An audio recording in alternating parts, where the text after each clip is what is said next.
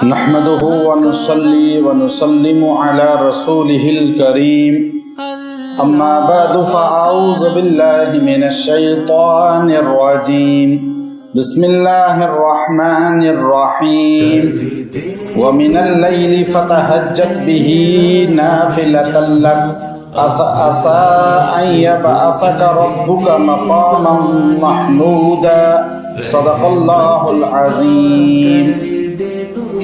اگر کوئی آدمی مقام، مرتبہ اور بلندی چاہتا ہو اور اس کے پاس عروج نہ ہو اور زوال پذیر ہو تو اس آیت کریمہ کو اگر پڑھے گا تو اللہ تعالیٰ اسے مقام اور بلندی عطا فرمائیں گے، منصب بھی عطا فرمائیں گے۔ بعض لوگوں کو عہدہ نہیں ملتا، کوئی منصب نہیں ملتا، تو اس آیت کریمہ کو اللہ رب العزت نے بہت ہی پرتاثیر بنایا ہے۔ اور یہ آیت کریمہ ایک تو نماز تہجد کے متعلق بیان فرماتے ہیں اللہ تعالیٰ، دوسرا مقام محمود کے متعلق۔ دو چیزیں بڑی خاص ہیں یہ۔ آج مسلمان تہجد کی نماز کو بھی جانتے ہیں اور مقام محمود کو بھی، لیکن اس کی صحیح تشریح کیا ہے اس کو نہیں جانتے۔ تہجد کیا نماز ہے؟ اب یہاں اللہ رب العزت نے ایک جملہ فرمایا کہ وَمِنَ اللَّيْلِ فَتَهَجَّدْ بِهِ نَافِلَةً لَكَ، اور میں نے رات کی نمازوں میں، یعنی اللہ نے کہا کہ آپ رات کے ٹائم جو ہے، جو نماز ہے تہجد کی، تہجد کے وقت میں آپ کھڑے ہوا کریں اور قرآن پڑھا کریں، یہ بھی آپ کے لیے میں نے خاص طور پہ اضافی نماز بنا دی ہے۔ یہ نافلۃ لک کہا۔ اب یہاں ایک چیز ذہن نشین کر لیں، ایک دن کی نماز ہوتی ہے، ایک رات کی نماز۔ امام غزالی رحمۃ اللہ علیہ احیاء العلوم کے اندر لائے کہ اللہ تبارک و تعالیٰ نے حضرت داؤد علیہ السلام پہ وحی کا نزول کیا اور فرمایا، اے داؤد، جو بندہ مجھ سے محبت کا دعویٰ کرے اور نماز تہجد نہ پڑھے وہ اپنے دعوے میں جھوٹا ہے، اس لیے کہ ہر محبت کرنے والا یہ چاہتا ہے کہ اپنے محبوب سے تنہائی میں بات کرے، تو جب مجھ سے محبت کرتا ہے تو مجھ سے تنہائی میں بات ہی نہیں کرتا۔ رات کی تاریکی میں، تنہائی میں جو بندہ اللہ کے حضور کھڑا نہیں ہوتا وہ در حقیقت اللہ سے سچی محبت کرنے والا نہیں۔ ولی اس کو کہا جاتا ہے جو تہجد کی نماز کی پاسداری اور پابندی کرنے والا ہو۔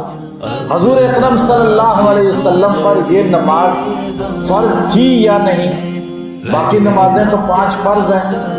اسلام میں نماز کی، یہ 5 نمازوں کی فرضیت سے پہلے نماز تہجد سورہ مزمل کے پہلے رکوع کی وجہ سے پتہ چلتا ہے فرض تھی، اور تمام مسلمان ایک نماز پڑھتے تھے تہجد کی، ہمارے نبی صلی اللہ علیہ وسلم بھی پڑھتے تھے۔ لیکن جب معراج کی رات 5 نمازیں فرض ہو گئیں تو تہجد کو نفل کر دیا گیا اور تہجد کو اضافی نماز بنا لیا گیا۔ 5 نمازیں جو صحیح حدیث سے پتہ چلتی ہیں وہ فرض ہیں، بخاری شریف کی حدیث جبرائیل بتاتی ہے اور دیگر مسلم اور سیاہ ستہ کی احادیث بتاتی ہیں۔ 5 نمازیں ہمارے نبی پہ، امت پہ فرض تھی۔ یہ بات تمام محدثین نے لکھی، تمام مفسرین نے لکھی۔ اسی کو امام قرطبی رحمۃ اللہ علیہ نے فرمایا کہ نافلۃ لک کا مطلب ہے کہ زیادہ، آپ کو ایک زیادہ نماز میں نے دی ہے، لیکن یہ نفل ہی ہے، یہ فرض نہیں ہے۔ تو بعض نے کہا نہیں، ہمارے نبی نے اپنے اوپر نماز کو فرض کر لیا تھا، فرض تھی نہیں لیکن نبی نے اپنے اوپر لازم کر لیا تھا، اس لیے اس کو نافلۃ لک کہتے ہیں، لکا۔ اگر ہمارے نبی پہ فرض ہوتی تو امام قرطبی کہتے ہیں یا لکا نہ ہوتا بلکہ علیکا ہوتا، تو اس لیے پتہ چلا کہ یہ لکا بتاتا ہے، پٹھانوں والا لکا نہیں۔ ٹھیک ہے نا. اب آپ حیران ہوں گے قرآن میں پشتو بھی ہے اس کا مطلب ہے لکا.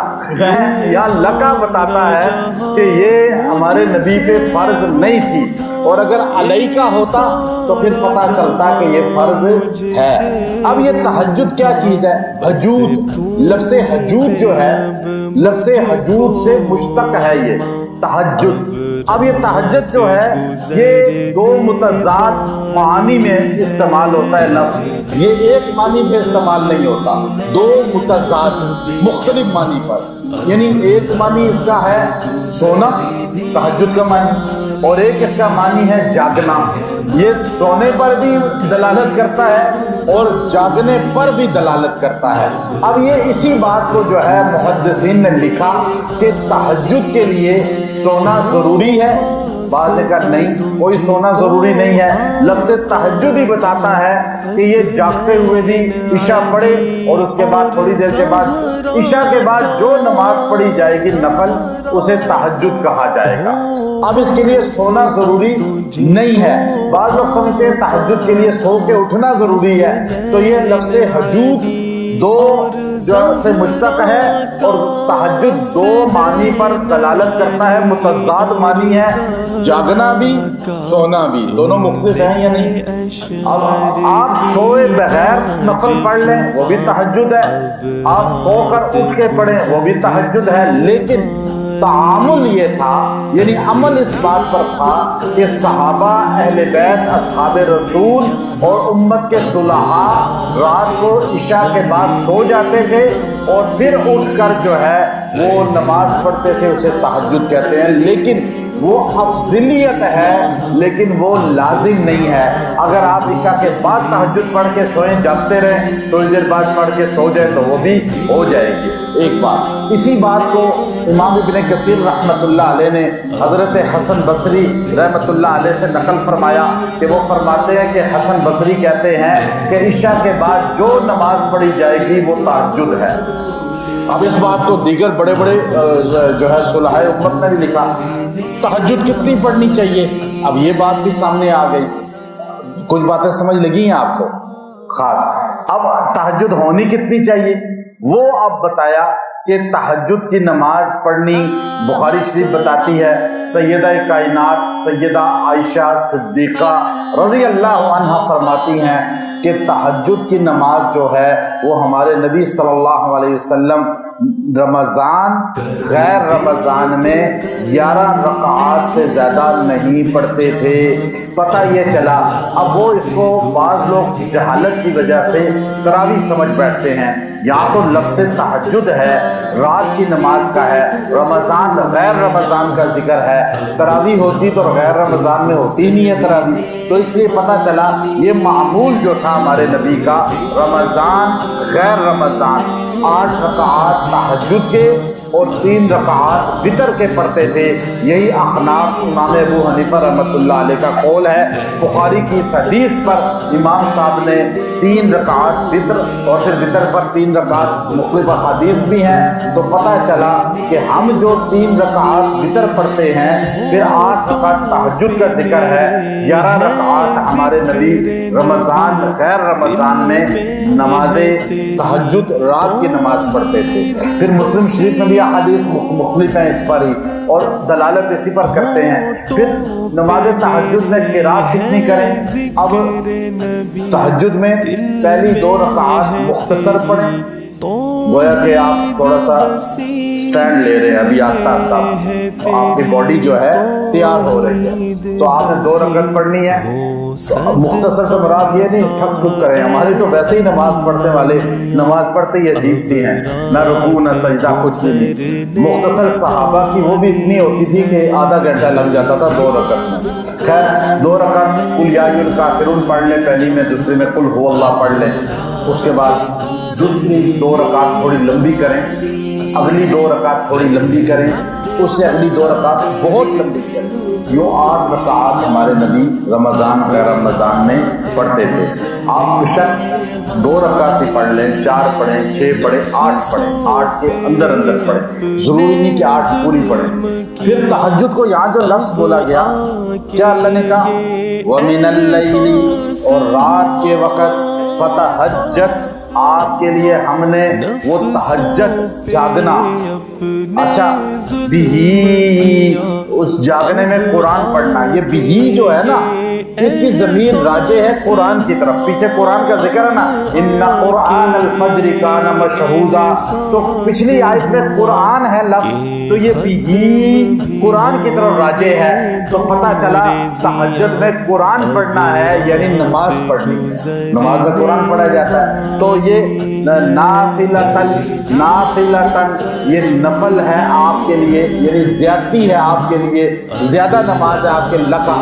آپ کے لیے خاص طور پہ، ہمارے لیے نہیں، ہمارے لیے پڑھیں تو ثواب ہے، نہیں پڑھے تو گناہ کوئی نہیں۔ اب یہ چونکہ پہلے فرض تھی، اب یہ سنت موقدہ ہے نا یا نفل ہے، نفل تو پڑھ لیں تو ٹھیک ہے، سنت موقدہ تو آپ چھوڑ ہی نہیں سکتے، تو ہمارے نبی نے جس کام پہ دوام کیا ہو اور چھوڑی نہ ہو بغیر عذر کے، بہت بڑے شرعی عذر کے، اسے سنت کہتے ہیں، ان نفل کو سنت موقدہ کہتے ہیں۔ تو اب ظہر کے 4 سنت موقدہ ہیں، فجر کے 2 سنت پہلے کے موقدہ ہیں، اور ظہر کے بعد والے بھی 2 سنت، اور اسی طرح عشاء کے بعد والے 2 سنت موقدہ ہیں۔ اب آپ دیکھیے کہ یہ موقدہ ہے تو پھر ہم چھوڑ ہی نہیں سکتے، پھر تو ہمیں پڑھنا چاہیے تھا۔ تراویح کو ہم وہ کہتے ہیں سنت موقدہ، لیکن تہجد کو ہم نفل ہی کہتے ہیں کہ نہ پڑھنے والا عذاب عطاب میں نہیں ہے، اس لیے یہاں نافلۃ لک کہا، اور یہ حضور کا خاصہ ہے، حضور پوری رات تہجد پڑھتے تھے، حضور اپنے اوپر جو ہے اللہ سے تہجد لازم کر دی تھی، آپ نے نہیں چھوڑی کبھی، صحابہ اہل بیت نے جو ہے کبھی تہجد پڑھی کبھی چھوڑ دی، اولیاء اللہ بعض متواتر پڑھتے ہیں بعض چھوڑ دیتے ہیں، تو یہاں تک میں آج آپ کو خالی بتا دیا، تو آگے مقام محمود اور وہ آیت کریمہ انشاءاللہ کل کے درس میں بتاؤں گا، کل آپ کو پتہ چلے گی، آج تہجد کا پتہ چل گیا۔ وآخر دعوانا الحمدللہ رب العالمین۔